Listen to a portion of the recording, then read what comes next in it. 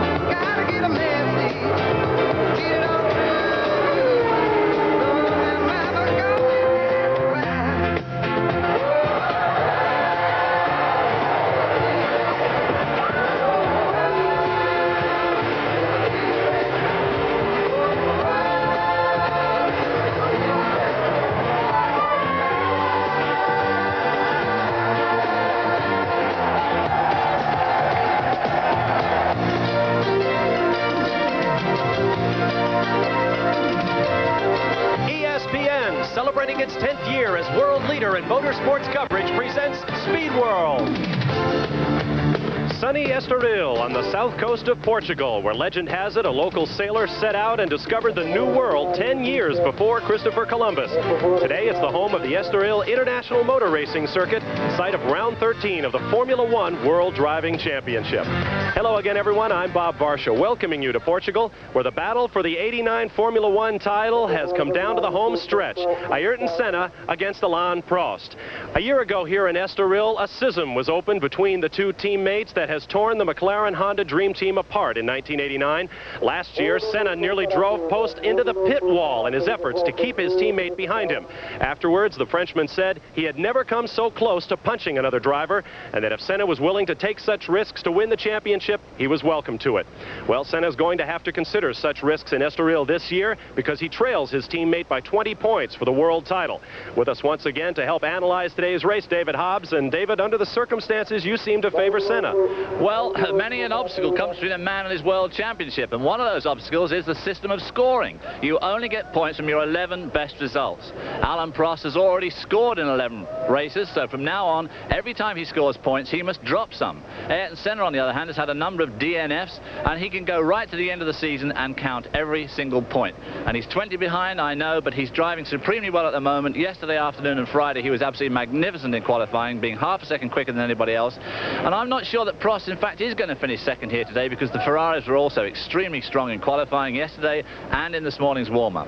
The surprise of qualifying were the Pirelli shod tyres. Their qualifiers were obviously very good, and Pierluigi Martini was right there in 5th place on the grid today and could be hard to pass, but I don't think their race tyres are going to be as good as their qualifying tyres. With more on the story from the pit lane is our usual man down there, John Bisignano. David, you're absolutely correct. As the championship comes down to the last few races, the competition between teammates and teams is absolutely fierce. So fierce that this morning, Ayrton Senna spun in warm-up, just coming within inches of riding off his race car only a few hours before the start of the Portuguese Grand Prix. Gerhard Berger in the Ferrari camp, he's had 11 DNFs this year, and he wants another strong finish like he had in Monza at the last race. Action up and down this pit road this weekend will be furious. Everyone is planning to stop for tires. The very fast right-hand sweepers just eats the left fronts alive, and in one lap, a driver can ruin a brand new set of tires if not handled properly. I think the Portuguese Grand Prix, Bob, is going to provide some of the best competition and action we've had all year long. Thank you, John. And with Gerhard Berger and Alain Prost exchanging rides next season, what's coming up next should be a battle royal. The last boat is just pulling in. Stay with us. ESPN Speed World coverage of the Formula One Grand Prix of Portugal is brought to you by Acura Legend and Integra. Precision-crafted performance exclusively at your Acura dealer. By Quaker State Motor Oil. The big Q stands for quality. Always has, always will. By Yokohama Tires, one of the world's largest tire manufacturers. And by Rheem, the air of quality. We'll be back to introduce the starting grid and take a mesmerizing lap of the Estoril circuit in Gerhard Berger's Ferrari when we return to Portugal.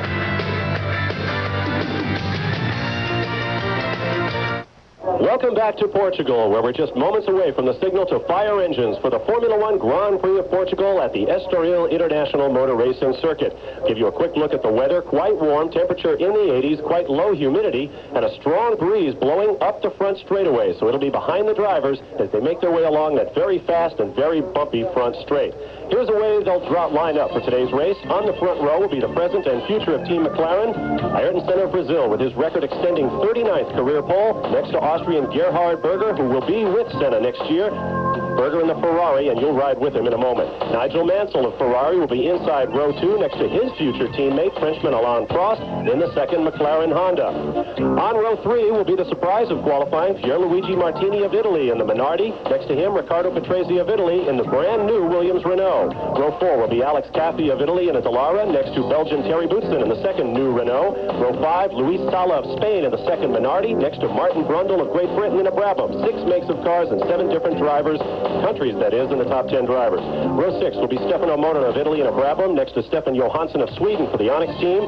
The Benetton of Sandro Nannini will be inside row 7, next to Mauricio Gugelmin of Brazil in the March.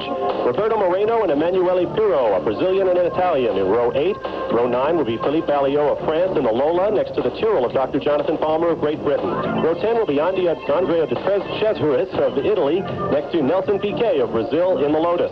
Michele Alboreto of Italy and Derek Warwick of Great Britain will be inside row 11. Row 12 will be René Arnoux of France in the Ligier, next to Ivan Capelli in the March. And the final row 13, Satoru Nakajima of Japan in the Lotus, next to the USF&G Arrows of American Eddie Cheever. Those who missed the cut include Johnny Herbert of Great Britain in the Tyrrell, Olivier Griard. Neither Real made the field. Piercarlo Genzani in the Osella is out, as is Enrico Bertaggia. Oscar Larori in for Gregor Foytek in the Eurobrune. Neither Zach Speed made the field. And J.J. Leto, a young Finn, making his debut for the Onyx team after Belgian Bertrand Gachot made the unforgivable error of knocking the team in the press. Gabriele Tarquini did not make it in the AGS, and there were 2 cars disqualified. Nicola Larini, who failed to stop at the weigh-in, surprising considering that's what happened to Stefano Modena just 2 weeks ago at Monza, and Yannick Dalmas in the second AGS strapped on an extra set of qualifying tires and was disqualified, allowing Michele Alboreto to make the field. It is a wonderful race course here at Estoril. Very compact, great sightlines for all the spectators. We rode with Gerhard Berger, and here's David's commentary. The Autodromo de Estoril, situated about 15 miles from downtown Lisbon, Portugal's capital. 2.7-mile lap, 11 turns. The circuit undulates nicely, and the pole position this year is 128 miles an hour. Let's go with Gerhard Berger, as he did the second fastest qualifying lap yesterday afternoon, coming into turn 1, goes from 7th to 6th speed as he goes through turn 1, up to 7th again as he sweeps through turn 2, basically just one long, very fast corner. Turn 3, the same direction, still a right-hander, down to 3rd as he accelerates, going uphill again now, into turn 4, long left-hander in 3rd, getting right in close to the curb there. You can see him fighting with that wheel, but notice, his hand never leaves the wheel when he shifts gear, because he is just flicking a switch behind that wheel to go up with his right hand and down with his left. Down into turn 5, another uphill corner now. Over the brow of the hill, up to 5th gear down here, hard on the brakes for another long right-hander. Misses the apex a bit there, going very wide, but Gerhard Berger is to turn a stunning lap. A very quick flick here as he goes uphill, uses all the road, bouncing off the curb there, gripping that wheel, fighting to regain control of the car. Another little left-hander. Now he's coming into the longest corner on this circuit, goes to 180 degrees as he flicks up through the gears. He exits here at about 145 miles an hour in 5th, goes to 6th, and then finally 7th speed, up to about 180 miles an hour, as Gerhard Berger qualified 2nd yesterday afternoon. And we'll be telling you more about that Ferrari transmission in our track fact a little bit later in the show. Meanwhile, John Bizignano has been scouring the pits and has a report. Thank you, Bob. They're actually clearing everyone off the grid just as this field is ready to make one more warm-up lap. The latest information, the McLarens, they are in good shape. They have changed the nose section on Senna's car after that off earlier today. Pro says, I'm in perfect condition car-wise, but it's just a little slow. Nigel Mansell, trouble. They changed the left rear shock on that car. That's one that takes so much punishing around here. Berger, they were putting tape on his left hand. I don't know what the problem is there. The Minardis, they say, we at touching nothing. Everything is perfect. They're so happy to be up in 5th place. Williams, they are using the new cars, the WF13. They've had very little testing in the Onyx with Stephen Johansson in 12th. They're looking for everything to go smoothly. Everyone is on C tires, expecting no stop. It's going to be one heck of a lot of action. The engines are fired and the cars are rolling out. We're going to take a quick time out and give you a look at our pick 6. And despite the mighty McLaren's mechanical miscue at Monza, you can't quibble with the quick qualifier. We all picked Ayrton Senna to win. V10 and V12 engines expected to dominate. We'll be right back.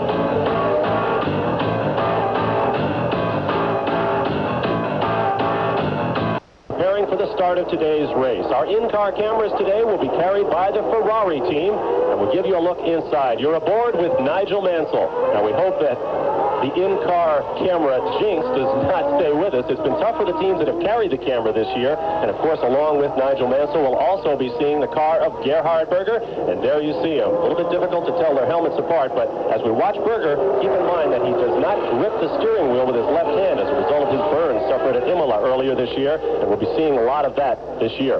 As we've already mentioned, we do have a lot of drivers moving on this year, and we'd like to take a look now at where you're going to see people next year. Prost and Berger, as we've already mentioned, will be switching. Berger to the McLaren team. Prost will join Nigel Mansell at Ferrari. Nelson Piquet will leave Lotus. Derek Warwick will take his seat. As for Warwick's arrow seat, we don't know. Nicola Larini with the Osella team will be moving on to take René Arnoux' seat at Ligier. No word as to what the oldest man in Formula One will do next year. Satoru Nakajima, the first Japanese driver, is out of a ride, as is Emanuele Pirro, whose seat will be taken by Nelson Piquet. Plenty of more driver lineups still to be decided. Eddie Cheever has announced he will not be with the USF&G Arrows team next year. No word as to where the only American in Formula One will be next year. The cars now coming down to the grid. The pole sitter, Ayrton Senna, is the lead sled dog. He decides how quickly the field makes its way to the starting position, and that's an important strategic point, David. Well, of course, it's important for him because he's going to wait for the rest of the field to catch up, and he does not want to sit on the grid too long. The temperature's pretty high today. When these cars aren't moving through the air, they're gathering heat very fast. He just gives the old clutch a bit of a drop there, gives a bit of a squirt as he pulls over onto his position on the inside of the track. And, of course, alongside him will be Gerhard Berger. I have no doubt we'll be going around this first lap. But Gerhard, of course, will have that perfect view from his camera of nothing in front, which is what he'd like, except most likely Ayrton Senna. And, of course, Nigel Mansell there. We see Senna sitting in the cockpit, car in neutral, engine running. He also had the visor up, which gives you an idea of just how hot it is for the drivers, encased in hot race cars, hot uniforms, helmets, gloves, boots, fireproof underwear. It is going to be a very warm and very taxing afternoon for the drivers. Field taking its time to form up. The emergency cars with lights blinking at the back will follow the field through its entire first lap. You'll see a green flag wave from the back of the field once every car has come to a stop. This is, of course, a very physical circuit. Long corners here, a lot of gear shifting, and a lot of... There's the green flag at the back of the grid. So now we're going to see the red, green light. Red light is on, and a very quick green. They're away quickly. Mansell moving in behind the scenes. Berger has the line. Senna's going to have to swing wide. It's a right-hand first turn. Make it Berger, Senna, and Mansell. A clean start. Now Mansell looking to the inside. Well, that was a quick start. That green light, the red light, can't have been on for anything like it's 10 seconds. Normally 4 to 10 seconds, but nothing like that today in Portugal. Looks like a clean start. Gerhard Berger quickly opens up several car lanes on Ayrton Senna, followed by Mansell and Prost. Gerhard Berger, of course, in 1987, led this race so many laps, keeping Alan Prost away from his record-breaking 27th win, only to spin with about 2 laps to go. So is Gerhard Berger going to do the same thing today? Look at the distance he's put between himself and Ayrton Senna this early on in the race. Now, John has already made mention of the tire strategy. Everyone expects to make a stop, so the question is, when do you make it? Do you go like blazes at the beginning of the race, use up your tires, hope to change and jump everybody else on the racetrack, or do you try to preserve them as long as you can and wait for the natural attrition to take its toll and hope that you get a clear track once you do make your stop? Well, once you're up against people like Ayrton Senna, one tends to hang on to your tires as long as possible because he has a nasty habit of going through the whole race without changing tires. If, of course, you stop to change yours, whatever you pick up on having a new tire, you lose by having made the stop. There you see the interval already opened up by Austrian Gerhard Berger. Let's climb aboard his race car now and show you just what it's like. It's very bumpy as they make their way down into turn 1, using all of that racetrack. Very fast turn is 1 and 2 complex. He's up to about 165, 170 miles an hour. He brakes for turn 3, probably goes down to 3rd or maybe 4th here, and starts to climb up the hill again here, up to turn 4. A long, long left-hander, not such a very high-speed corner, but you've got to get it right, because as you leave it, you've now got a very fast bit of track. This right-hand flick here is obviously absolutely flat out, so you're facing the long straight, so you want to make a good job of that corner leading onto it. And Gerhard Berger is opening a phenomenal lead over Ayrton Senna, 2.1 seconds on the second lap. Ayrton Senna is not used to being manhandled this way in the opening laps of a Formula One race. Well, Senna, of course, may be just doing exactly what we were talking about earlier on, really, really looking after his tyres. Because don't forget, these cars are full of fuel at the moment, and of course that is the time when the tyres are going to get worn the worst. This is the first time all year long that Gerhard Berger has led a race. Let's take a look now at what the start looked like from inside one of the Ferraris. There is Nigel Mansell's car. Inside row 2, ahead of him is pole sitter Senna. To the left is Berger. He quickly slides behind Berger, but he won't be second man to turn 1. He had Senna there. He was right alongside him, but Senna hung right into the inside. He had the line, of course, so Nigel was eased out. But he did make a good shot, a very good start. This is the battle for second place. Senna in the McLaren, Mansell in the bright red Ferrari, number 27. Said it before this year, I'll say it again. The 27 is the number so closely associated with the late Gilles Villeneuve of Canada. Called by many the greatest Ferrari driver of all time, tragically killed in an accident in 1980 at Zolder, Belgium. What is significant is the amount of daylight that these two are putting between themselves and Alain Prost in the second McLaren Honda as well. Gerhard Berger rushing off into the distance. They've put a lot of gap between themselves and Alain Prost. And in third spot there, I think, is still Pierluigi Martini in the Minardi, which we weren't expecting to see do quite as well on its race tire. The Minardi, the first of the cars using Pirelli race tires here. Most of the front-running cars use Goodyear, and Goodyear has typically been the faster race tire. And that just, of course, adds another ingredient to the kettle boiling on the stove, the strategy of pit stops today. You're watching in Portugal, Ayrton Senna, the world champion, who has to keep his teammate Alain Prost behind him. They are the only two men with a shot at this year's world championship, and they are not the best of friends. Absolutely vital, of course, for Alain Prost to do as well as he possibly can, because as we explained earlier, he's got a big lead in points, but he's going to have to start giving points up. Nigel Mansell pulled off a strip there, one of the strips he puts on the visor. Tearaways, as they're called on the dirt tracks of the United States. As you watch the battle for second place, we're going to take another quick time out, and we'll be back. You won't miss anything from the Formula One Grand Prix of Portugal. More in a moment. The name game. Michele Alboreto, MA, like Mario Andretti. Ivan Capelli, with one P and double L. My name in Portuguese should be pronounced Gugelmin, but in England they say Gugelmin, which is easy for them. Warwick. It's not as Dion, Warwick, it's Warwick. Without, you don't pronounce the second W. In French is Alliot, but if the American people want to say Elliot, it's no problem for me. In Portuguese we pronounce Piquet. John Alesi. Emanuele Pirro.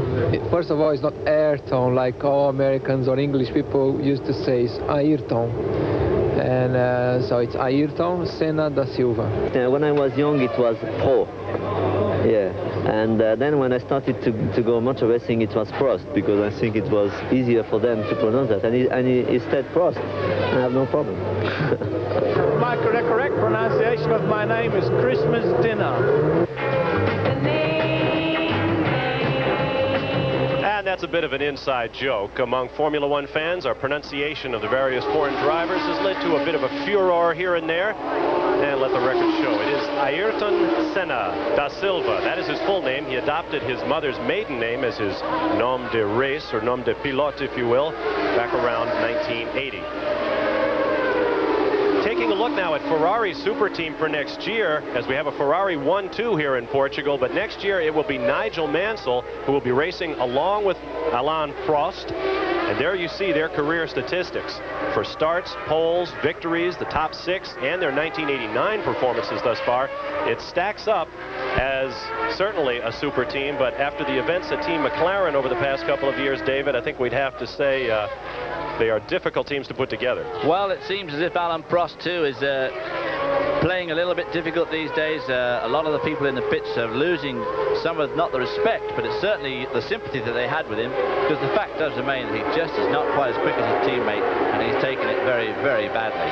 And it's going to be interesting to see what happens when he gets to Ferrari. If Mansell should prove to be quicker than him, I would imagine that would be almost more than poor old Alan Prost could bear. There you see your leader, Gerhard Berger. His teammate Nigel Mansell in second has just reset fast lap at 1 minute 20 seconds. There you see the Coloni of Roberto Moreno of Brazil. He has really had a struggle this weekend. He rode off one chassis in a big qualifying crash with Eddie Cheever, and now it looks like the second one has given up as well. This is only about the second or third race he's even got the Coloni into the race. It very rarely makes it out of pre-qualifying, but as we said earlier, the Pirelli qualifiers were going well this weekend. He easily made it into qualifying and qualified very well for the race, but his day is run. Working lap number 12 of 71. Your leader is Gerhard Berger, followed by Nigel Mansell. Ferrari's 1 and 2. McLaren's running 3 and 4 with Ayrton Senna and Alain Prost. In 5th position is Pierluigi Martini, running 6th at this point. Riccardo Patrese, followed by his teammate Terry Boutsen in those brand new cars, developing as they race them. Stefan Johansson is 8th, followed by Alex Coffey and Martin Brundle in 9th and 10th. Nannini, Gugelmin, Piquet, Modena, Palmer, Alliot, Sala, Capelli, Pirro, and Warwick make out the top 20. Derek Warwick not making the progress through the field like I thought he would. He qualified in 20th spot on yesterday afternoon, had a terrible qualifying. He qualified in 22nd spot. But this morning he ran very, very well in, we've got the yellow flag out. We've got a local yellow. You see a car being pushed off to the right on the front straightaway, and the grandstands in front of our announce position are on their feet, so we can't get a good look at it. So if our friends at Portuguese television don't give it to us, we're now being told that is Moreno's car. That's where he's gone off. As I just finished off about Derek Warwick, I really thought he'd make some ground today, because he ran terribly well this morning in warm-up and said the car was absolutely terrific, but he's still back in 20th spot. You saw one of the Williams going right off the racetrack in the background. As I said before, they are developing these new FW13s, as they're called, for Frank Williams, who owns the team. They're developing them as they race them. They expected them much early in this Formula One season, but it just has not worked out, although they've been running well thus far for cars who hadn't turned a wheel until their first tests last week. And in fact, they had a bit of an unfortunate incident on Friday and lost a lot of valuable practice time when the nose actually broke off of Thierry's car, and so they pulled Patrese in to check his over, and they actually put some reinforcements on them during practice on Friday and lost quite a lot of time, but seem to be running pretty well this afternoon. There's Pierluigi Martini, the surprise of qualifying. His best previous qualifying performance this year was 10th. This race he qualified 5th, and as you can see, running very, very well. Not so far behind the two McLarens there, which is extraordinary. I really didn't expect to see any of these Pirelli-shod cars do quite as well as this in the race, and it's quite obvious that both Patrese and Boutsen are having their work cut out to stay with him, let alone pass him. 28-year-old Martini, this has to be a thrill for him. An Italian team, he's got a Spanish teammate, so you know there are a lot of people cheering for him. I think you'll find that Pierluigi Martini, when we talk about team and driver changes coming up for 1990, I'm sure that Martini's name must be high on the shopping list of a lot of team managers, because he has shown some really good form this year. And I can't imagine that Minardi is the class of car that he's making it look. Well, it certainly has come a long way as you watch Terry Boutsen. He is running in 7th place. This is the battle for 5th between the 3 drivers. We've got 2 drivers now on your screen, sandwiched in the middle. Italy's Riccardo Patrese. The Minardi team this year started out testing a flat 12 horizontally opposed engine built by Subaru in Japan, but apparently after blowing engine after engine in testing, they decided they're not going to use that combination next year. There's Riccardo Patrese, who drove so well earlier this year at Rio, only to have electronic difficulties knock him out of the race, and then he led at Hungary for a long time before the car let him down one more time. Very unlucky in Hungary, because the car really didn't let him down. What happened was a stone went through the radiator and it lost its water, and of course ultimately just cooked the engine, and that put him out of the race, which was very unfortunate. And that would have been a fine race to finish there, I think, between himself, Senna and Mansell. Of course, Mansell winning the race. John Bizignano has a report now from pit road. I want to be able to tell everyone that to expect the pit stop between laps 25 and 35. The cars are very heavy now. They've loaded them fully to the brim with all the gasoline they can get in them. They're driving very heavy cars now between laps 25 and 35. We'll begin our action down here.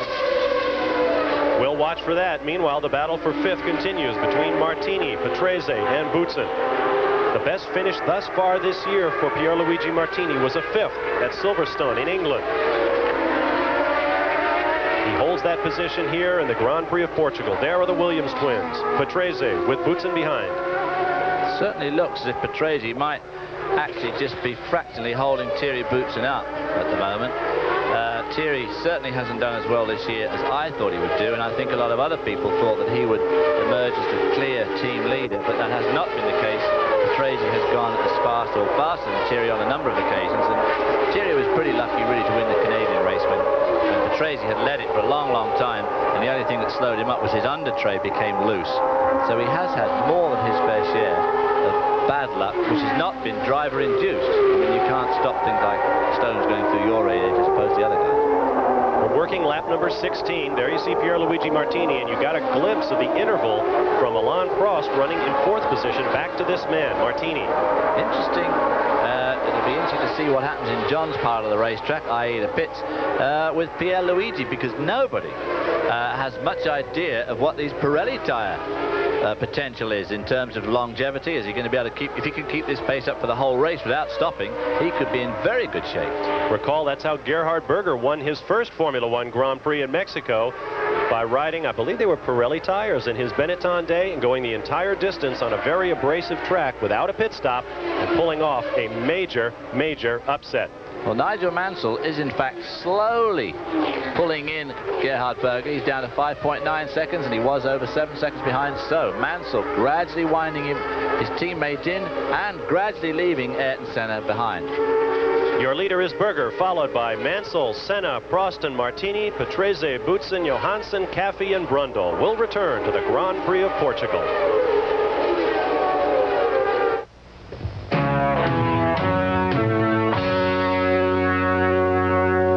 Back to the Formula One Grand Prix of Portugal from Estoril, where the sea has always been an important item of commerce, though the skills of the fishermen have changed little over the years. We want to take this moment to bring you up to date on a top-ranked boxing card coming up on ESPN Tuesday, 9 p.m. live from the Showboat in Las Vegas, a 10-round junior middleweight battle between Irish Brett Lally and Thomas Perez. Perez ranked 6th by the WBC. 9 p.m. Eastern Time live here on ESPN Tuesday night. Back in Portugal, your leader is Gerhard Berger. Nigel Mansell running in second position. You're aboard with the leader. Listen to the sound. Up, we've got a Dallara off. That's Andrea De Cesaris of Italy. The second car we've seen drop out of the race. Roberto Moreno is also out. We'd like to give you an incidence of the sight and sounds of the 12-cylinder Ferrari. You're back aboard with the leader. Let's listen.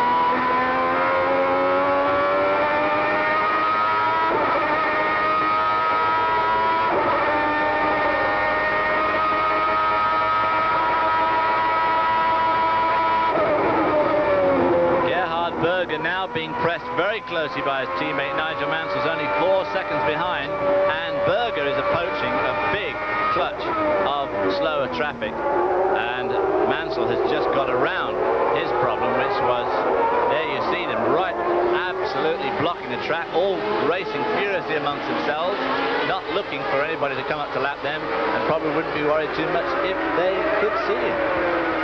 Eddie Cheever is going to be the first guy he's going to have to dispose of. There's the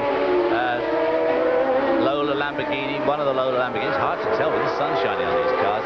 They go around that long uphill turn 6, down over the brow.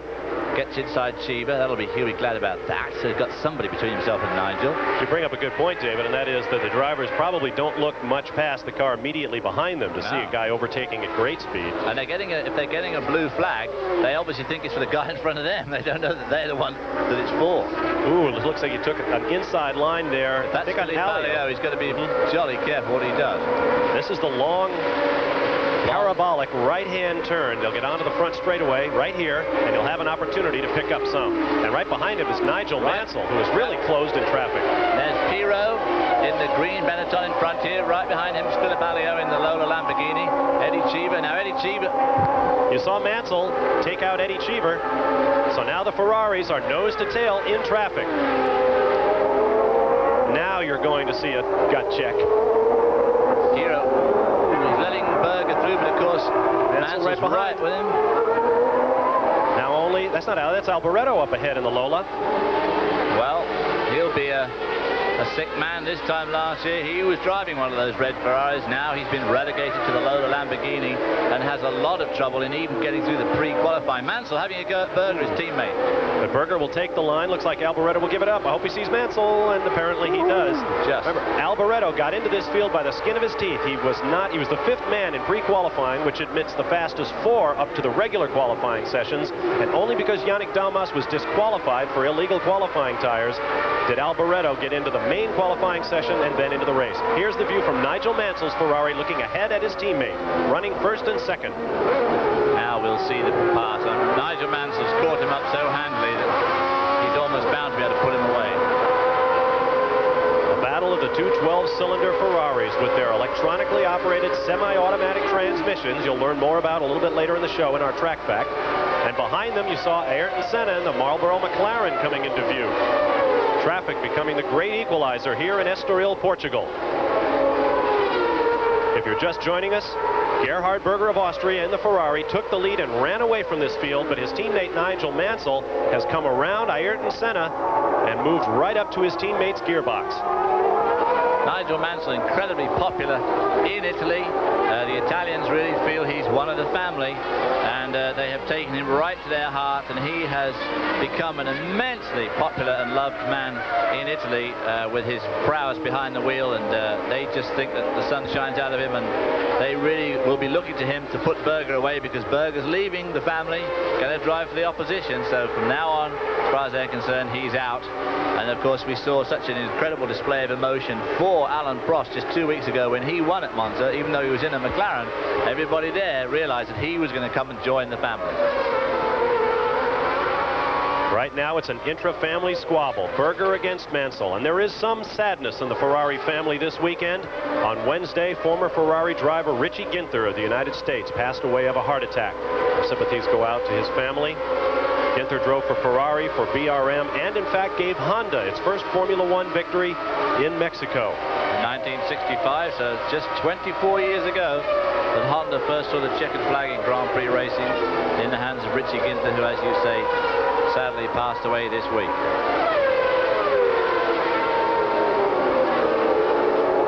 It is Berger, Mansell, Senna, Prost, Martini, Patrese, Boutsen, Johansson, Caffi, and Nannini in the top 10 here in the Formula One Grand Prix of Portugal. There is Nigel Mansell with the Union Jack emblazoned on his helmet. More lap traffic just in front, just out of the picture. Gerhard Berger be looking at, oh my gosh, another big bunch of them too. Berger's heart will no doubt be sinking at this. Of course, it's one of those things, traffic. You can obviously try and use it to advantage, but sometimes it just won't be used, and it can be very, very frustrating in traffic. You mentioned Nigel Mansell being taken into the hearts of the Tifosi, the Italian Ferrari fans, or Ferrari fans of any stripe, not just Italians. It didn't hurt, of course, that he came to the team in Rio and won his debut race, and then won again in Hungary here on ESPN. There is the view from inside Mansell's car, looking ahead at the leader, Gerhard Berger, and ahead of him, the traffic. Coming off turn number 11 and onto the front straight. Berger's having to go slow. This is going to give Nigel Mansell a chance here. Berger had to back out of it as they passed that slower traffic. That, in fact, was Derek Warwick. Derek Warwick in the white arrows. Now he moves over to let Mansell come by. Now he gets back in his way. He's in front of both Ferraris, and Mansell will make it 3 wide into turn 1. The worst possible situation for Nigel Mansell. Just couldn't have happened worse if it had tried. He was the one that got completely left out in the cold there, and Mansell was able to capitalize on it and took away the position very easy, and now there's 2 lap cars between himself and his teammate. I think he had 2 fellow Englishmen to thank. It was that's the number 8. No, that's Stefano Modena, the Italian. And Derek Warwick. Derek Warwick isn't quite sure what to do. He wants to get around Stefano Modena, and of course now Berger has got both Modena and Warwick between himself. Here we see from Nigel's point of view, he was lucky to be able to make all that time up on Berger as they went into the corner. They were badly balked, or Berger was badly balked by Warwick, who in turn was right behind Modena. We're seeing this in slow motion, which is too bad because it all happened in fractions of a second, and that's how quickly these drivers have to react. Mansell all the way across the racetrack, even got the benefit of the pit exit there to take his line down into turn 1. He got a multiple draft, of course, as both cars fanned out in front of him, made a bit of a hole for him to go through. And so we have a lead change up front. It is now Nigel Mansell over Gerhard Berger in the Ferrari parade in Portugal, and we will be right back. High above the city of Cascais, a suburb of Lisbon, the capital of Portugal. Cascais, the home of some of the most beautiful coastline in all of Europe, and also the home of the Autodromo do Estoril, where the Formula 1 Portuguese Grand Prix is being led by Nigel Mansell, followed by Gerhard Berger, Ayrton Senna, Alain Prost, Pierluigi Martini, and Riccardo Patrese. And we have had great action. Berger has been passed by teammate Nigel Mansell for the lead. There you see Ayrton Senna presently running in 3rd position and closing up inexorably on the Ferrari of Berger in 2nd. Ayrton Senna, of course, is excellent in traffic. He's one of the guys who just seems to be able to work traffic unbelievably well. And, of course, he made up a lot of time in all that shuffling through the back markers, which has put him right on the tail of Gerhard Berger.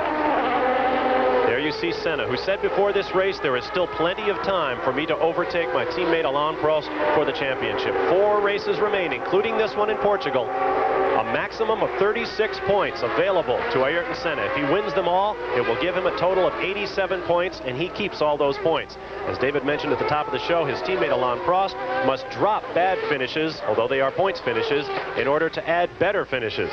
Right now, 17 points effectively separates Alain Prost from his 3rd World Championship.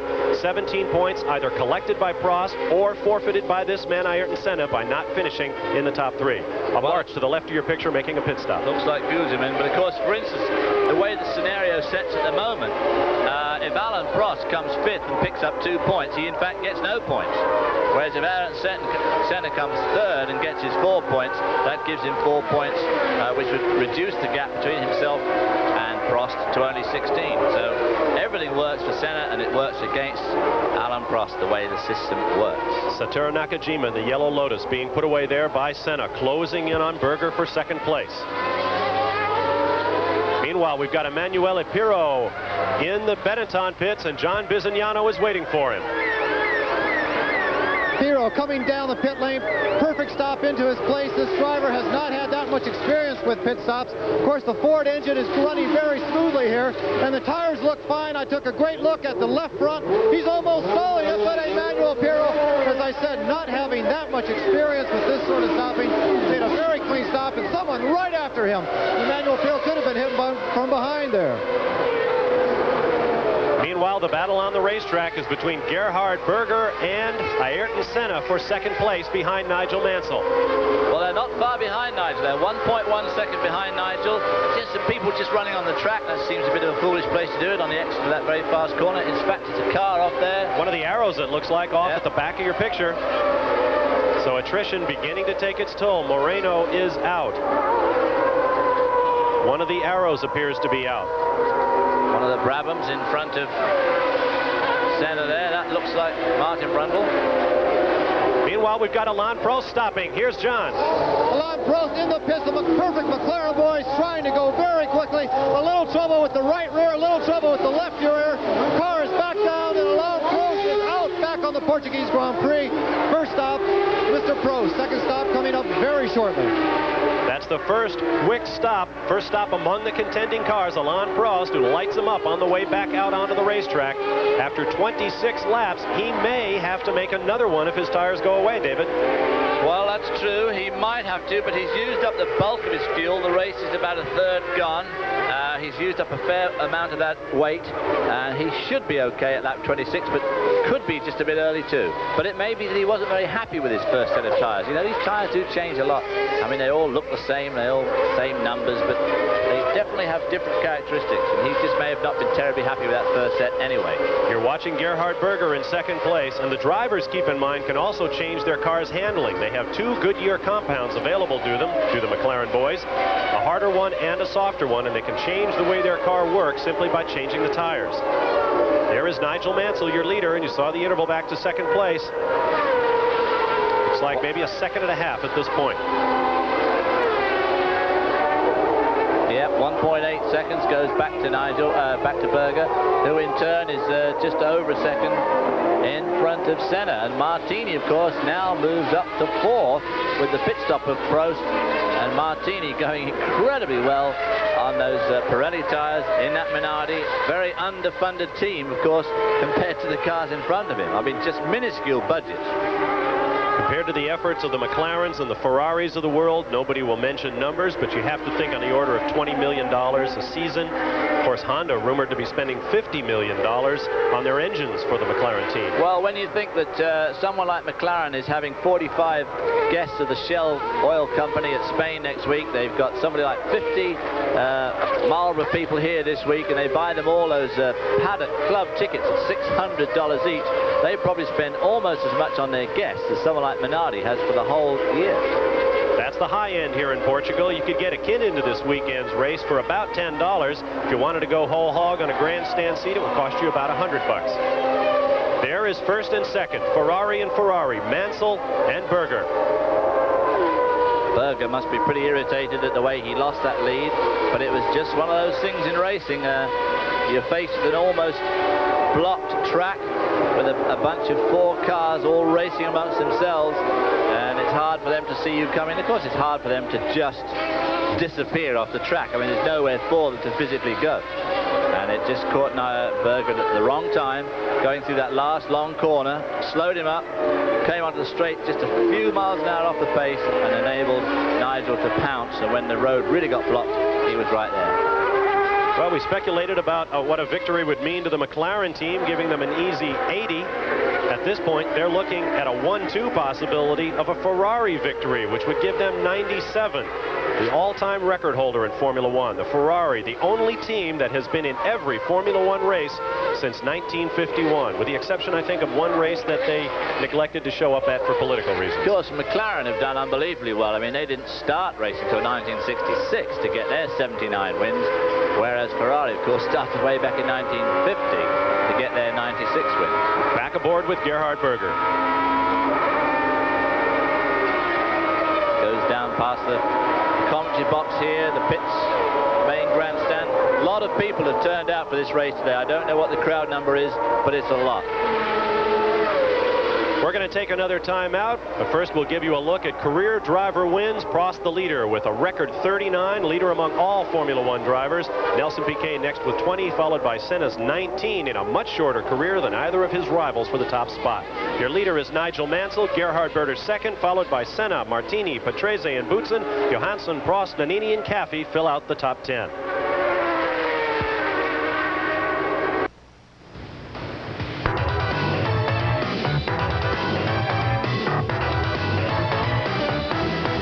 Facts are brought to you by USF&G Asset Management, a network to better manage money, people, property, and equipment. I think everyone who operates a road car will agree that driving with 2 hands on the wheel delivers more car control. Well, it's an interesting statistic that race car drivers will spend up to a third of their competition driving one-handed. That's because they are continuously operating a gear lever located on the right-hand side of the cockpit. Well, Ferrari wanted to give their drivers a two-fisted advantage and developed a semi-automatic gearbox. It's semi-automatic because it does have a clutch, but it's only used to move the car from a standing start, and the drivers must still select the gears. Right on the back of the steering wheel, you have a butterfly-type lever. 7 clicks on the right-hand side of this wheel for upshifting, and 7 clicks on the left-hand side of the wheel for downshifting. Ferrari certainly had a few teething problems with this innovative technical advance at the beginning of the season, but since then they have proved that a semi-automatic transmission can be both dependable and quicker. The future of Formula One, as far as shifting gears, could become automatic.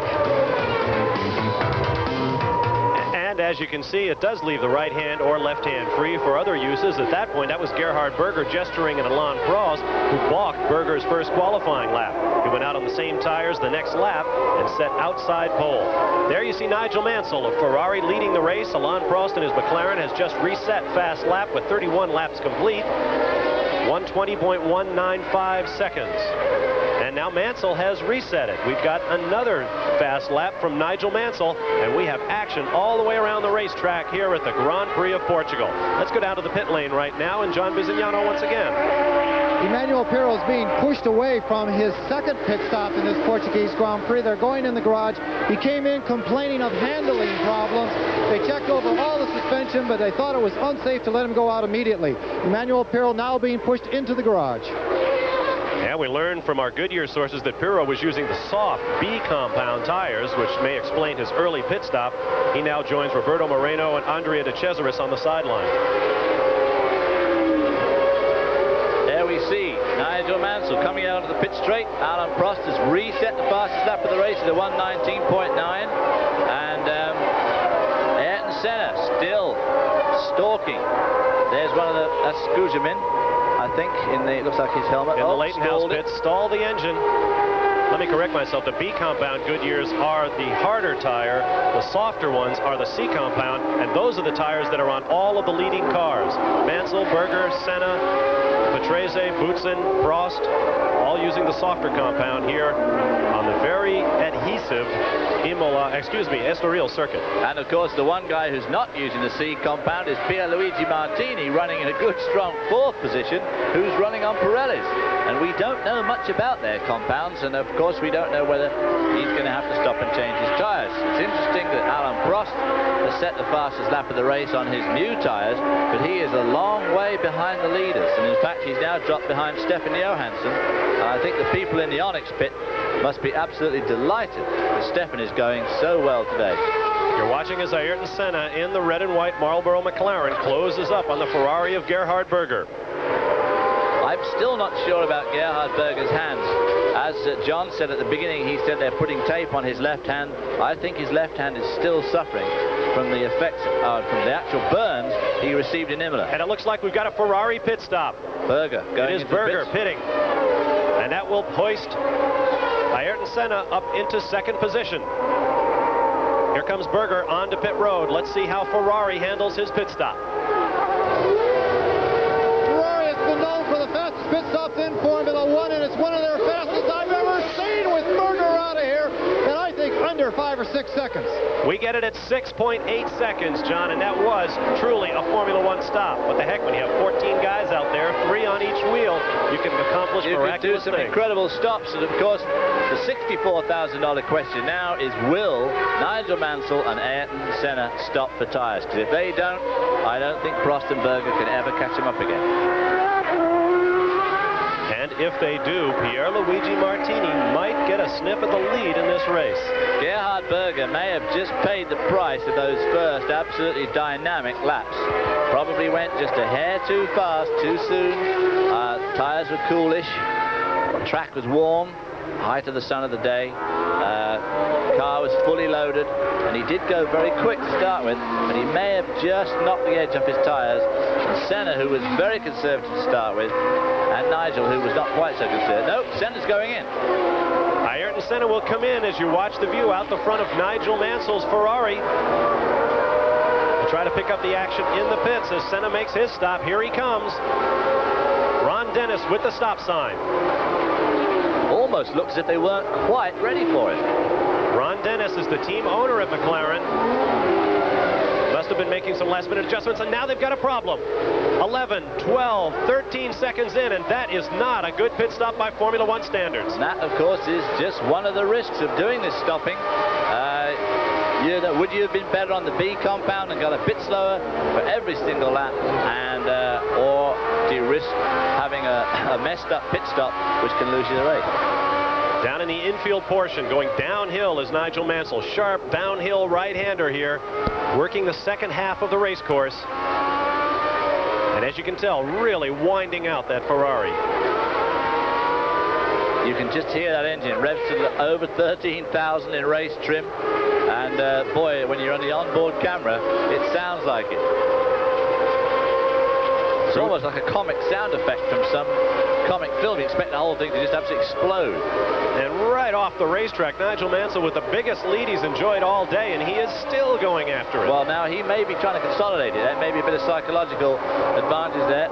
He may feel that he can really crank in some real quick laps now and make those guys who stop feel so depressed when they come back out again, when they see the size of the deficit, that now there's somebody. That's Senna.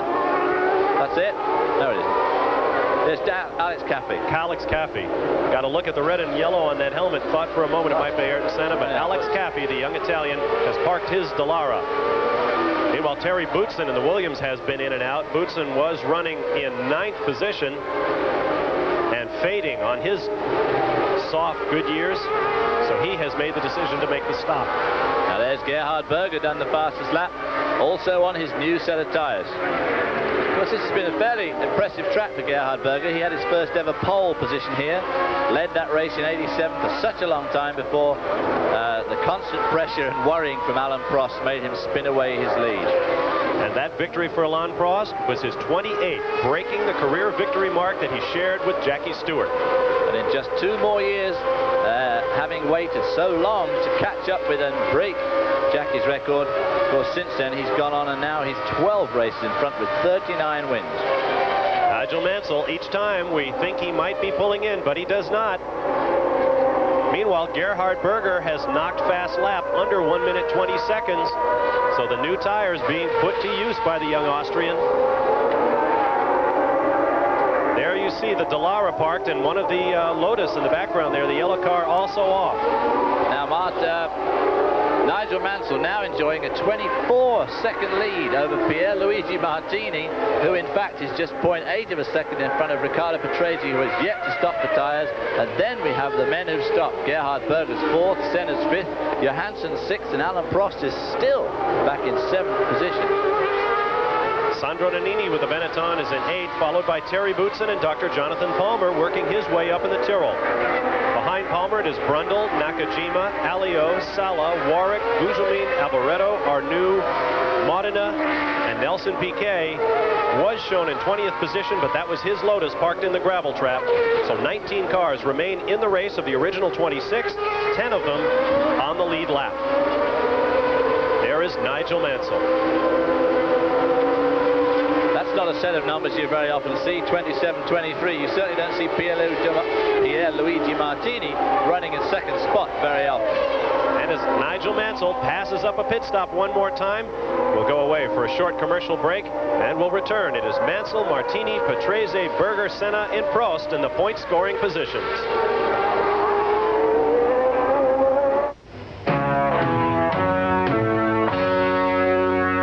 Back to Estoril, Portugal, where the sea rushing in and out of this particular rock formation sets up such a howl, it's known locally as the Boca de Inferno, the mouth of hell. Next week, we'll be coming to you live on the Formula One circuit here on ESPN from Jerez, Spain, the Spanish Grand Prix, Sunday at 9:30 a.m. Eastern Time, when Ayrton Senna and Alain Prost will continue their battle for the World Championship. You're watching from the Ferrari of leader Nigel Mansell, fighting with the steering wheel through long and unbelievably quick turn number 11, and he's going to pit. Nigel Mansell in the leading Ferrari is pitting. John Bizignano is waiting for him, and he is really hauling down the pit road. Here he comes, John. Whoa! Oh, now he's ready. He goes past his pit. This is a disaster. They have to push him backwards. He had all 4 brakes locked up there, sending him backwards. He's inward.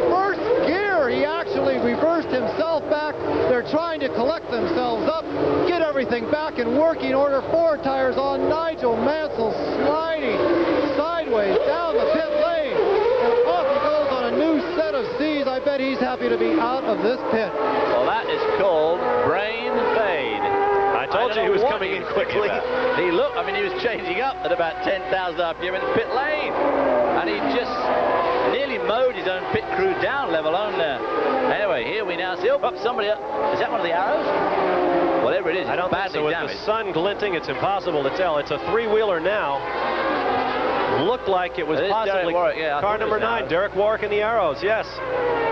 And his race is definitely run, but you just watched a disaster for the leader, Nigel Mansell. I think he didn't know, and he is on the racing line. McKinley Alboreto had to lock up the wheels to get around Derek Warwick. Now that's very dangerous to drive along that, because you never know when something's going to really break and just take you right into the line. Oh, he's found himself a suitable bit of grass and got to it. Pulled off. Well, we don't know what happened. Maybe we'll get a replay of that later on. Apparently he had a notion about bringing it back. I don't know. He may have been just looking for a much safer place to leave it. So it would appear that both arrows, including the one at the back of your screen on the right, are now out of the race. Nigel Mansell had a disastrous pit stop, and I think maybe Mansell forgot where his pit was. I think he didn't realize that he was right on the end there. Meanwhile, here's Gerhard Berger working his way past Pierluigi Martini, and that will put Berger into the lead by my estimation, and right behind Martini, or excuse me, behind Martini is Ayrton Senna. Yeah, so the race is on for the lead between Gerhard Berger and Ayrton Senna. Pierluigi Martini has just spent 3 or 4 laps in the lead of a Grand Prix, all on his own. The first time he's ever led a Grand Prix, and no doubt the guy is absolutely as happy as anything. And of course, he still hasn't made a pit stop for his tires. Maybe he's going to see this race out. And he is in the meat of a sandwich. He is between Berger and Senna, and now Senna puts him away. Senna being held up badly here by Philippe Alliot. Berger being held up by Alliot to the left of your screen with the white helmet. Now he'll try him on the infield straightaway. Into the right-hander, and Senna looked like he wanted to go inside too, but the door was shut by the Lola. Senna sensing. Shut again too. Chopped off again. Senna badly wants to get by the Ferrari before they get on the straightaway, where the 12-cylinder machine seems to have equal footing in terms of power. Well, of course, next year Honda are going to come with their V12. They've decided that many cylinders is better than nearly many cylinders, and the 12 cylinders in the pipeline and should be out fairly soon. Behind the Lola, here comes Ayrton Senna. He is in second place and trying to run down the Ferrari. That's why he wanted to get by Alliot. He didn't want to let Gerhard Berger open up a gap, but he has, and now he has about a second and a half to close on the flying Ferrari. This could be an extremely dramatic race as we approach the closing stages here in Portugal. We've had 40 laps run. It's a 71-lap race. Still some way to go, and of course, time yet for Nigel Mansell to make a recovery from that ghastly pit stop. But it did lose him a lot of time, and of course, it's much easier to make it up, say you're going to make it up, than it is to actually do it. Remember the way he came through the field on a track very much like this one in Hungary. Mansell qualified well back. I believe he was on row 3, made his way through the top cars to get to the lead and eventually win that race. In fact, that circuit was so similar to this one that the McLaren team tested there right after the Monza race 2 weeks ago. In fact, after all that mayhem, he's still only about 10 seconds out of the lead. So he's certainly not out of this race. Pierluigi Martini was shown as the official leader on laps 40 and 41. Those laps are now complete. Your leader is Gerhard Berger. Behind him is Ayrton Senna. Behind him, Pierluigi Martini. Local yellow for the Arrows. And there, right behind Philippe Alliot, is Nigel Mansell, making up tremendous ground through this field. What a race.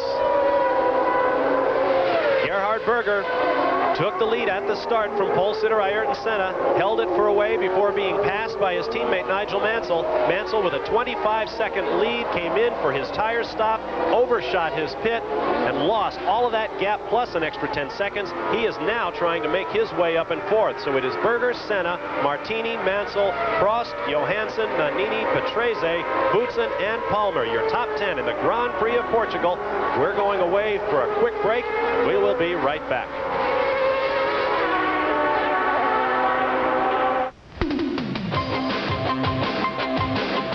I don't have a particular diet, but I know what my body needs, and I try to eat this stuff. A lot of soup, vegetables, no meat, only fish, and a lot of milk and fruit. And then now I have this, I use this kind of diet every day. You only eat what you know, and a lot of pasta, a lot of carbohydrate foods, and a lot of liquids. I should say that I eat quite a lot of pasta, not a lot of beef, so mainly pasta, I should say.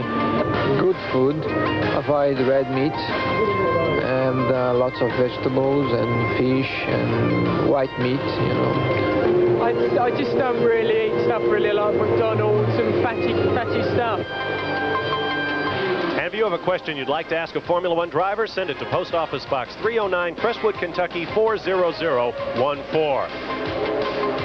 Meanwhile, on the racetrack, you're watching Ayrton Senna with Nigel Mansell hot on his tail. Pierluigi Martini made a stop for new Pirelli rubber and has dropped back down to 6th position. John Bisignano has an interview in the pit lane. Derek, the golf has gone better for you in Portugal than the racing. What put you out of the Portuguese Grand Prix? Well, you know, this weekend has just been one of them weekends for USF&G Arrows. We struggled all weekend. We had a lot of misfires all weekend. We qualified very poorly. In the race, I was one of the quickest cars in the race at the early stage, but I just couldn't get by anybody. We ran too much downforce, and I struggled to get by Sala and the Minardi. And in the end, he made a mistake coming out onto the pit straight, and I got a little bit too close, and his back wheel hit my front nose and pulled the front nose off. Seems like there was a lot of traffic at one time with the two Ferraris also. Yeah, it was pretty exciting stuff, and I didn't see them coming. I was at my own little race, and then all of a sudden there was red and yellow and everything everywhere. So it was a tough race here, you know, and it's a shame really, because I think USF&G Arrows expected a lot more this weekend. Well, there's always been 1 week's time, Derek. We'll be back with you there. Best of luck in that event. Okay, thanks very much. Cheers. Yeah, I know the feeling when suddenly it's all red and yellow and black and blue and whatever else. You suddenly imagine a bit of right twerk when but there it happens when you've got your own race going on. It's hard to watch everything else as well. But look at this now. Nigel Mansell has wound old Senna in. Senna got held up, not badly, but just enough by Nakajima in the Lotus at a very crucial point, which again allowed Nigel Mansell to make up ground with him. And Nigel has certainly had more than his fair share of good luck in the traffic, and is having more than his fair share of good luck in this race, considering the complete botch he made at his pit stop. You see how bad the lens looks on our in-car camera. That is probably a pretty good indication of what Nigel Mansell can see too as he tries to overtake Senna. Yeah, the lens has cleansed itself, and of course Nigel has got the capacity by pulling one of his tear-off strips off. Of course, we don't know how many tear-off strips he's got left. It'll be interesting to see if we stay on this for a little bit, how quickly the camera lens gets dirtied up again, which would give us some indication of how much oil is in fact coming out of the McLaren. Black flag is going to be given to somebody. Being readied for someone. You see it beginning to come up. The black flag is being shown possibly for Gerhard Berger, our leader in the number 27 Ferrari. We're being told that Berger was just shown the black flag. But look how quickly, as you mentioned, David, the lens is covered with oil once again from the McLaren up ahead of Mansell. Yes, so obviously Senna is losing some fluid. We don't know quite how much. We need to get an absolute definitive on who that black flag was for. Some people say it was for Berger, and some people say it was for Mansell. We're getting an backing up in the pits. That it's Mansell in the 27 car for backing up when he overshot his pit on the stop. We'll have to see this time around if Nigel Mansell will pull in. I can't believe he's got enough tearaways to fight this kind of buildup of debris. No. You don't see one flapping on his helmet in our in-car picture there. And of course it makes you wonder just how much longer the McLaren Honda can keep going while it's losing fluid at that rate. We obviously remember just 2 weeks ago when we saw a rather rapid loss of fluid out of the Honda engine of Senna when he was leading very handily at Monza, leaving him stranded with just a few laps to go. Nigel may well easily not have seen that flag, of course. When you're racing that close to somebody, you're not normally looking down the pit lane to see if there's any flags out for you. Mansell does not pit, but you saw the flag waving. Let's listen. Dennis and inside Nigel Mansell's machine as he tries to overtake Ayrton Senna.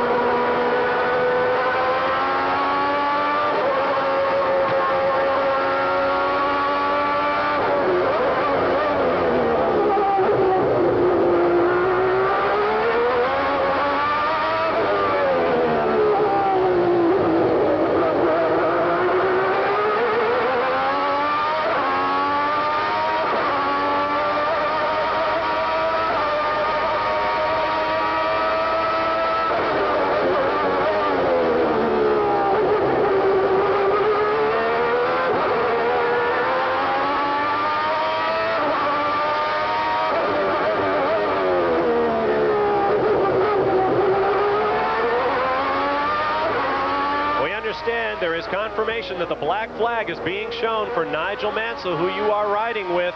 John Bizignano has more. The situation down here is certainly somewhat confused. The stripe that you're seeing in the pit lane is the stripe that Nigel Mansell was supposed to follow into his stopping area. The problem is that McLaren boys in the previous pit did not get out of his way. He is radioing back, forget the black flag, because I wanted to come in and McLaren was blocking me. There is also some confusion on if he was allowed to back up. Oh, contact! Senna made contact with Mansell and has spun off into the dirt. Mansell's car not in the picture, but Senna's car is wounded beyond repair. Senna's lost his right rear suspension. Nigel went to go down the inside. Senna tried to close the door and left it just a fraction too late. Here's another look. Mansell took the inside line. Senna did not see him, came straight across the racetrack. His right rear. Both cars are out. Mansell's car, too, has lost its left front suspension. Left front suspension of Mansell's to the right rear of Senna's, and two contenders are now out. Well, the black flag is useless at this point. Let's get back to John. Ron Dennis is walking back to his station. He has just attacked the Ferrari timing stand. He rushed down there, screaming, hollering, raving. He was actually totally out of control. I have never seen Ron Dennis so angry in my life. And of course, the Italians do not react to that very favorably. Just to clear up what I was saying before, there was some confusion about Mansell going backwards under his own power, which we understand is allowable, that he was not pushed back, which would have eliminated him from the race. This will not settle down for weeks or even until the end of the season. Tremendous pressure down here between these two teams. Well, of course, now that does make a huge difference to our World Championship position, because Ayrton Senna is now out of the race. If Alain Prost just finishes where he is now in second position, that will give him a 26-point lead with just the 3 races remaining. And of course, that would make a tremendous 24-point lead. I'm sorry, not 26. But that would make a tremendous difference and makes a huge difference to the points and the championship position. Let's have a look again at Nigel's attempt to get by Senna.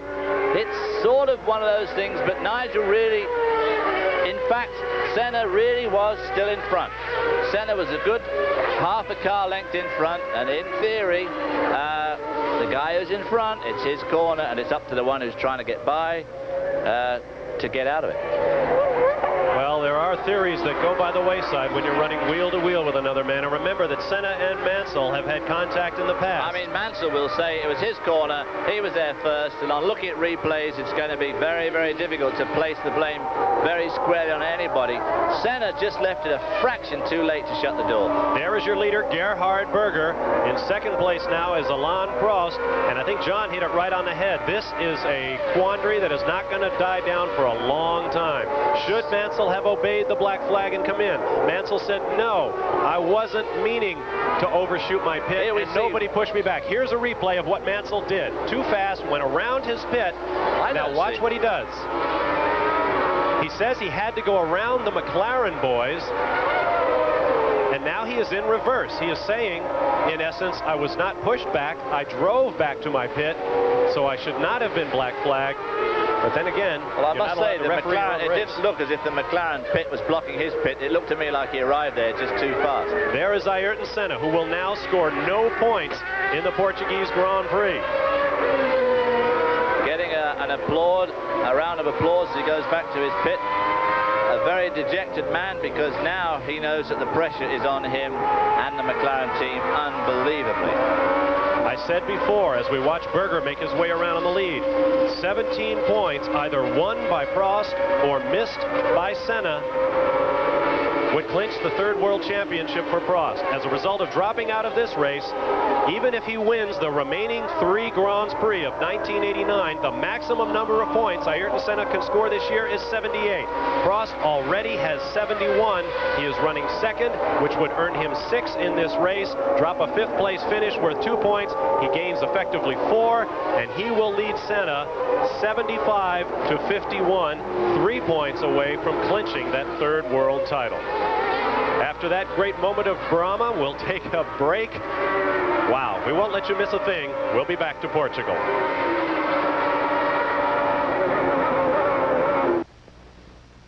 Welcome back to the Portuguese Grand Prix, being run for the 6th time here at Estoril, situated on the Soldo Estoril, the Portuguese Riviera.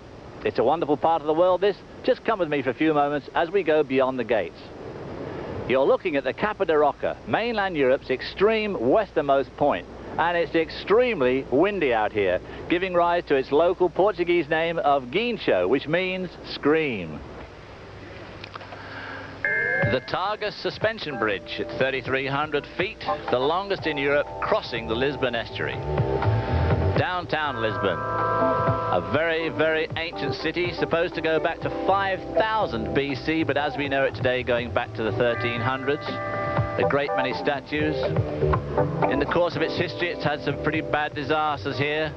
A huge earthquake in the 1700s pretty well flattened it. And most of what you see has been built since then. Portugal itself is a almost rectangular country surrounded on 2 sides by Spain and of course on 2 sides by water, and the sea has always been a major part of Portugal's existence. One of the early major colonizers of the world, Brazil of course being one of its biggest and the world's biggest colonies.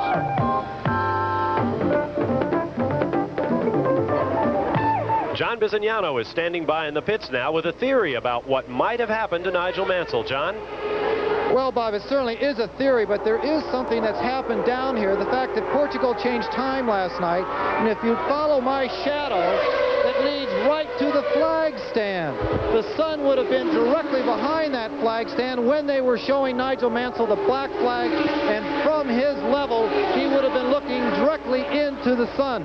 Also going into the first corner, that sun is low enough to play a factor with all the glare coming off the front of the cars.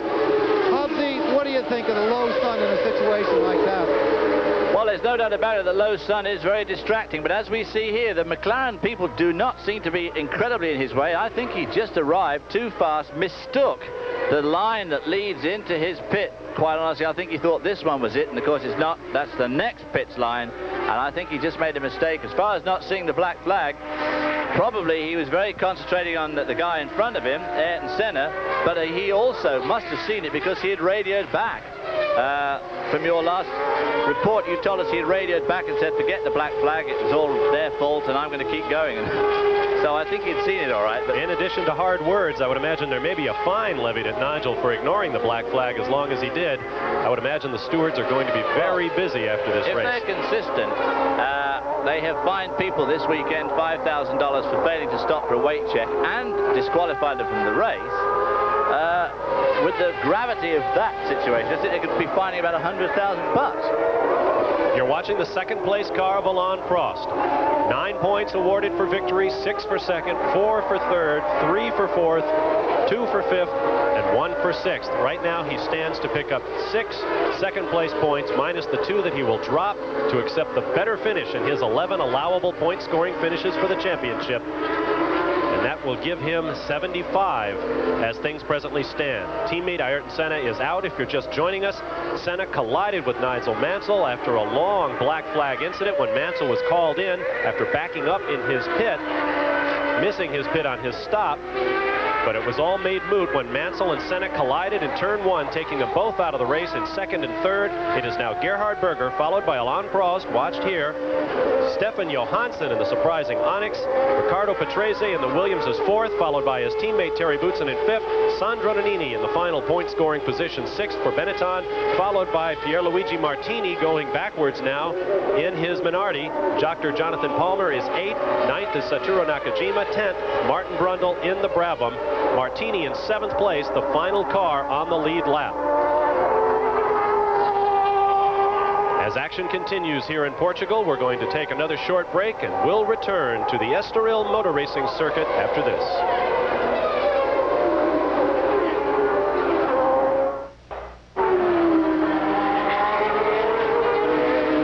A moment ago, I said Pierluigi Martini was running seventh on the lead lap at the Portuguese Formula One Grand Prix. That man, Stefan Johansson in the Onyx, has now passed him.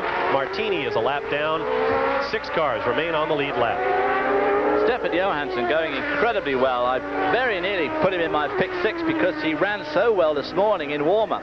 But the Onyx has not had what one could call a trouble-free year, and I would have thought it would have been just a little bit risky to try and put him down as a potential top 6 finisher. But boy, at the moment he is running in a very strong third position, and Riccardo Patrese is a full 3.5 seconds behind him, and if he can just hang on for those few laps left, he could easily finish up in third, the best place one of these Onyx cars has had by a long way. There we see Patrese putting the Minardi away as well, so he's not far behind. Johansson, a great story. 8 different teams in 8 years of Formula One driving, and he has driven with the best, with McLaren, with Ferrari. A lot of people say Johansson never really got a straight shake in Formula One, that he was never allowed to develop with a team and show his real ability. Well, it's one of those hard things. On the other hand, you can look at him and say he's been in Grand Prix racing for a long time now, and he has driven for the best somewhere along the line. If he had been really, really up to it, he would have had some pretty good results to help him on his way. But he was never a match for Prost in the McLaren, and he was never really a match for his co-drivers in Ferrari. You saw the Minardi drifting further back. Terry Boutsen was worrying the back of Pierluigi Martini's Minardi. Here is Riccardo Patrese, the all-time leader in Formula One starts, making his way around in the brand new, finally, the Williams team got their 1989 car on the racetrack with that jet fighter-like air scoop atop the driver's, the engine cover behind the driver's head. That, of course, is the Renault V10, and they have an interesting thing this weekend. They're trying a double injector engine, so the engine's got 20 fuel injectors, which they say gives them better economy and slightly more power. And, of course, this engine has got the amazing valve train. It has the compressed air. It does not have valve springs. It has a self-contained loop of compressed air, and the tappet, in fact, is a sealed tappet, comes down the camshaft, pushes the valve and the tappet down against the compressed air, and the compressed air zaps the old valve shut again, so there's no valve springs, and it makes the valve train much lighter and supposedly more efficient, but it does seem to be going pretty well. Right now he's moving in quickly on Stefan Johansson, a 189th career Formula One start for Riccardo Patrese, and his record gets higher and higher with each start. Guaranteed to drive for Williams again next year, so we're going to see the guy well up into the 200 Grand Prix era before the end of next season. He made his first Formula One start in 1977 when Alain Prost, the future world champion, was still driving F3, and Ayrton Senna, the current world champion, was driving go-karts in Brazil. Quite a remarkable career for this man. Certainly an extremely long Formula One career. Looks like he may make a move on him here on the front straightaway. He does. Patrese quickly moving around Johansson, who tucks in behind. Both of them using the draft there. Patrese used it to get by him, and Stefan Johansson dropped in immediately behind him to try and take advantage of it to get him down to the end of the straight. Got to be a bit careful, of course, when you get to turn 1. You don't want to be in the guy's draft too much there, otherwise you lose downforce. There we see a replay of Patrese pulling out. Superior power on the V10 Honda. A little bit of a bobble there to the right of the racetrack by Johansson, who obviously had his eyes on his mirror watching as Patrese came up behind. Let's go down quickly to the pit road for an update from John Bizignano. Bob, Bob and David, I'm trying to be as accurate as possible, but there's so much information flowing around down here that I caution whatever I say may be not terribly accurate. But as we understand it, the FIA had decided to totally eliminate Nigel Mansell from the race before he had the accident. The black flag was because of his pit stop, the irregularities in his pit stop. He was officially disqualified when out on the track and had the accident. So as I said, this is not going to be over for a very long time. We'll have to update you in Spain on exactly what did happen. Now we'll see what you're made of, John. Go and interview Nigel Mansell. Comment on that. Excuse me, Mr. Mansell, can you just have a few words with us? A torturous experience under the best of circumstances. Hey, Senor Mansell, there's a man out here. He wants to interview you. Can you come, please?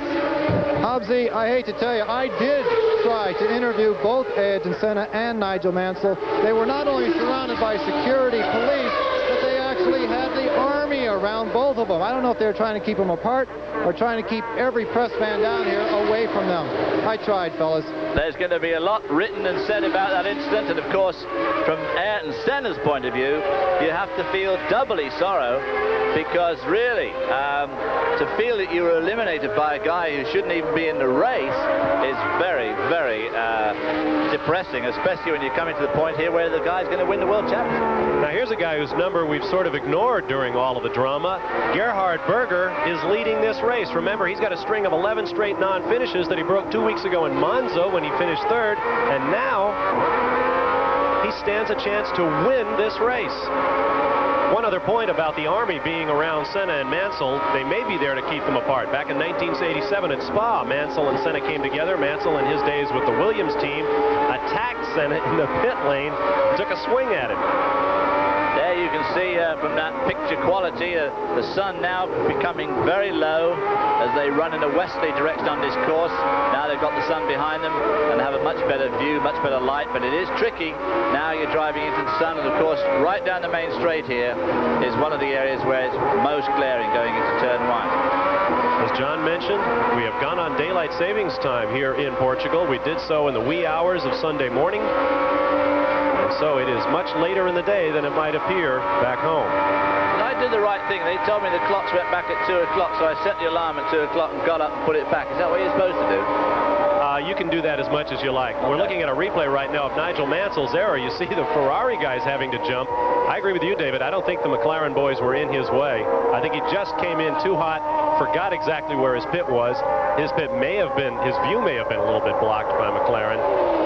I think, to be quite fair to Nigel too, that the Ferrari people should have had a spotter or somebody for Nigel to spot who should have been standing further out in the pit lane. It is difficult to pick out your guys when you're sitting. Don't forget, these guys in these racing cars, that looks like one of the Renaults, is it? Or is it one of the Minardis? Can't see from Whatever here. It is, it left a large patch of oil. Don't forget, when you're sitting in a racing car, it's like sitting on the floor. So everybody is up in the air to you. That is Terry Bootson's Williams that is being pushed into the garage. So if, in fact, the other car was a problem, it could be curtains here for Williams. Let's get more from John Bizignano. The brand new first race, first time out, Williams 013. The unlucky 013 at this moment is being pushed into the garage. An awful lot of smoke coming out from underneath the engine. We'll try and get Terry Bootson for an update.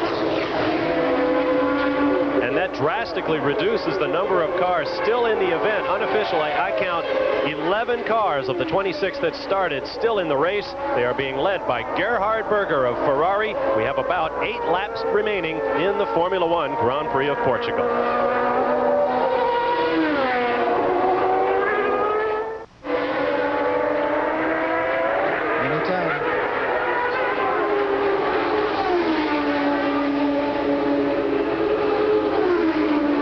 Back to the Portuguese Grand Prix. Terry Bootson, your car was full of engine smoke. What let go? Do you know? Well, I was behind Ricardo, my teammate, for a long time. And every time I tried to go by him, he was going off the line, throwing a lot of dirt into my radiators. And I couldn't overtake him because he was a little bit quicker than me down the straight, but I was much quicker all around. And I got more dirt in the radiators. Finally, the thing just overheated. competition between teammates is stronger than any other place on the track. Do you feel that he should have let you by so that you were faster, you say? Well, I was not obviously, he was holding me obviously very much. I was losing about a second a lap, but I couldn't do anything else. I couldn't pass him. Because in these long corners, when you're close to somebody, you lose the downforce, and it's very difficult to pass down the straight. So I was stuck behind him, losing a lot of time, and overheated the engine, and the engine went. Terry Boutsen, thank you very much. There'll be a lot of discussion also in the Williams garage after this Grand Prix.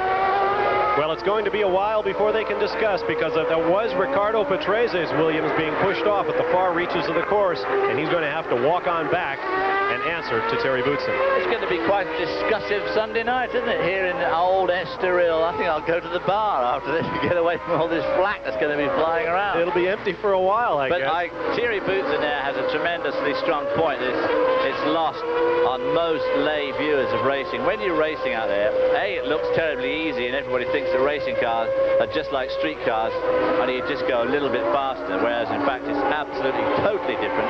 And it looks, everybody says, well, why didn't you just give it a bit more gas and drive by? Passing people is an incredibly difficult science. If their car is just very closely matched to yours and they're a little bit quicker down the straight, you can follow them all day like he did and be losing half a second a lap, but you still can't actually get by. And we have seen it on a number of occasions where people have got by, and suddenly they pull away and put a lot of distance between themselves and the car that they were following.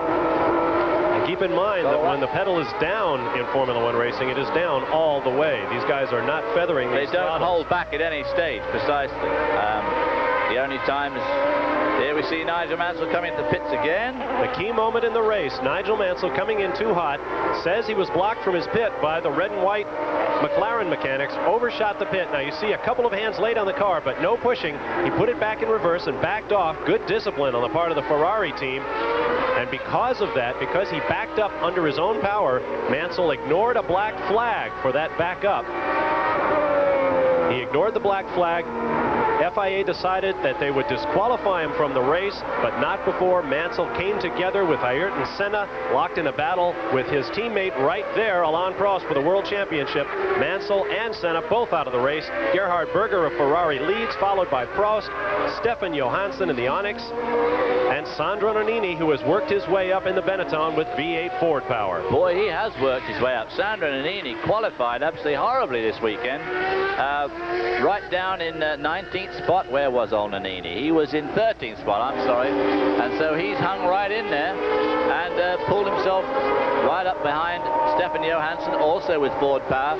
What a turnout for the Onyx boys. They'll be very happy. They were extremely happy with J.J. Leto when they tried him on Friday morning, the pre-qualifying, and he was consistently second in that pre-qualifying group, and apparently the rear suspension broke with about quarter of an hour to go, and suddenly he slipped back because he had to run back, get in the spare car, wasn't quite set up, and he lost out, but only just. But he was going very well, so look for more excitement from the Onyx group. You're watching Alain Prost, 24 seconds down to your leader. Another 26 seconds in arrears is Johansson in third.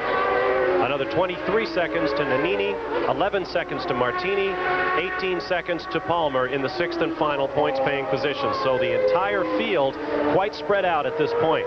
Alain Prost has been the subject of a lot of headlines this weekend after his race 2 weeks ago in Monza, when he complained long and loudly about unfair treatment by the McLaren Honda team after his announcement that he would go to Ferrari. A large press conference was called here in Portugal, and a press statement, a remarkable statement issued, saying that they had buried the hatchet, that Prost apologized for any problems he caused with his comments, that Honda and the McLaren team had apologized to Prost, and then they turned it on the press and said that they had disdain for remarks made by third parties who were reporting the comments of the three factions involved in the McLaren Honda team. And either way, they have now buried the hatchet. Prost says everything is sweetness and light in the McLaren pits, and it surely must be as Prost heads towards a possible third world championship.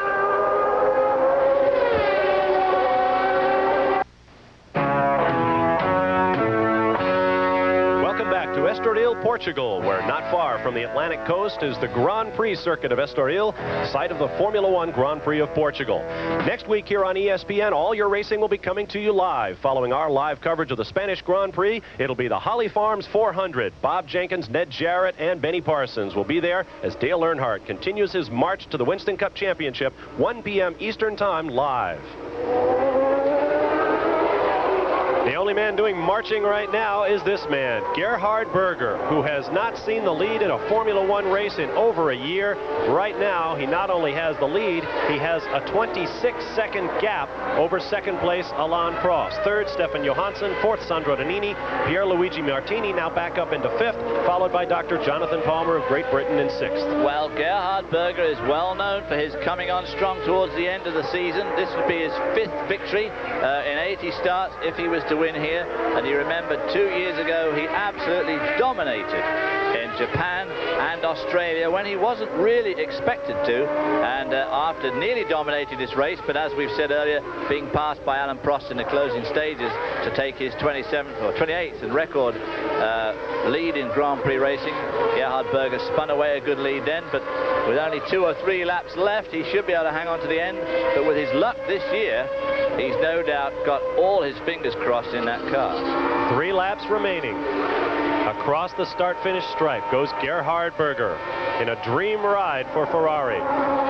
This individual, believe it or not, is a team owner. In fact, he is also the team checkbook. This is Jean-Pierre Van Rossum, a Belgian mathematics wizard who has invented a statistical system for predicting stock price fluctuations. It has made him a multimillionaire many times over, and he is watching his man, Stefan Johansson, in the Moneytron Onyx, heading towards possibly his best finish since 1987 in Formula One racing. Nothing is over till it's over, and of course this will be the best finish since 1987 for Steve Johnson, and it'll be the first points finish for old John Palmer, Dr. Jonathan Palmer, running in 6th. The last time he scored points was in San Marino, the second race of the championship, way back at the end of April. And of course his owner, Ken Tyrrell, will be pretty happy because just 2 weeks ago in Monza, John Alesi finished 5th. So they had a good run there. For those of you wondering why the Formula 3000 star Alesi is not here in Ken Tyrrell's cars, he was planning to if he could have clinched the Formula 3000 championship in a race a week ago at Spa, but he did not, and he is racing this weekend, I believe at Le Mans, France, in a Formula 3000 event. He leads the Formula 3000 series, wants to clinch that championship before coming to Formula One full-time next year. So Johnny Herbert got a start in today's race. Well, unfortunately, Johnny Herbert didn't get a start in today's race because he just failed to qualify by a mere 200th of a second. But Johnny Herbert was not a well man yesterday. He looked very pale. He had some sort of stomach upset, and his legs from that terrible crash last August 88, he still looked very weak and unsteady on his feet, and he just failed to make it in yesterday's qualifying, as I say, by 200ths of a second. Gerhard Berger is your leader in the number 28 Ferrari. The surprise for me today is Pierluigi Martini. He obviously is a lad with a great future in Formula One. He doesn't surprise me so much as the fact that the Pirellis, which we didn't think would be quite as good in the race as they proved in qualifying, haven't proved to be quite as good, but certainly good enough, and he's running at the moment in a good, strong 5th position. Martin Brundle, also on Pirellis, is back in 8th, and the next is Sala, who's running in 12th, Minardi, Pierluigi's teammate, and then Stefano Modena, Brundle's teammate. So they're all running about where we thought they were, fairly well down the field, except for Martini. Down to the start-finish line comes Gerhard Berger at the back of your picture in the red Ferrari. This is what it looks like from his perspective as the sun continues to set here in Estoril, Portugal. He is beginning the last lap. The last lap, and of course the car in front of him is Alessandro Nannini running in 4th. So if he should pass him on this last lap, that means that Gerhard Berger will have lapped everybody down to 4th spot. After a long drought, Gerhard Berger of Austria comes through with a triumphant drive today. Let all of the drama of Mansell and Senna and even Prost not take away from the performance of this man, Gerhard Berger, who came back from that terrifying crash at Imola, Italy in the second race of the season. You saw it here on ESPN with terrible burns, the scars of which remain. Gerhard Berger has been driving. He skipped but one race at Monaco, came back at Mexico, and he has struggled to make himself fit to drive once again. And he's still having trouble with that left hand, as John pointed out at the beginning of the race. And of course, this today will no doubt reopen up some of the wounds on that hand. And of course, he's only got a week to recover. Well, in fact, less than a week, of course, because practice and qualifying starts next Friday in Spain. So, and Spain is very hard on the driver as well. A lot of turns in Spain. Should be a good race coming up next week. The field does get more and more even as the season goes on, and I'm looking forward to a tremendous race next week in Spain. Remember, we'll be coming to you live from Jerez at 9:30 a.m. Eastern Time. The checkered flag awaits, and there it is for Gerhard Berger. With a victory to delight Ferrari fans everywhere, the Austrian comes through. Nearly half a minute, well, just over half a minute in front of Alain Prost, who with that second place really makes him a very strong contender there. We see Alain Prost going around the last turn, about to receive the checkered flag. Alain Prost, no doubt, grinning to himself in that little frog way as he looks forward to his third World Championship. There is Alain Prost crossing the line. You saw Gerhard Berger waving, as does Alain Prost to the fans. Should he win this championship, he will be in the Ferrari Gerhard Berger has used to claim victory here today. Berger will be in this car, the McLaren. Far and away the most successful machinery of the 1980s, winning all but 2 or 3 races in the last 2 seasons and 2 straight manufacturers' championships, team titles, including the one they clinched 2 weeks ago in Monza. There is Stefan Johansson with his best his best finish in 2 years. Well, I was in their best finish, the new team this year, the Onyx Monitron, masterminded by Mike Earl, a very close friend of Derek Bell, a name that's familiar with American racegoers. And Mike Earl has been in racing for many, many years, from Formula Junior to Formula 3 to Formula 3000, and now the pinnacle. So as Gerhard Berger makes his way to the podium, his victory comes over Alain Prost, Stefan Johansson, Sandro Nannini, Pierluigi Martini, and Jonathan Palmer. We'll be back to Portugal. From the days of the Phoenicians, the sea has been a part of the life of the Portuguese. It provides commerce, sustenance, and recreation.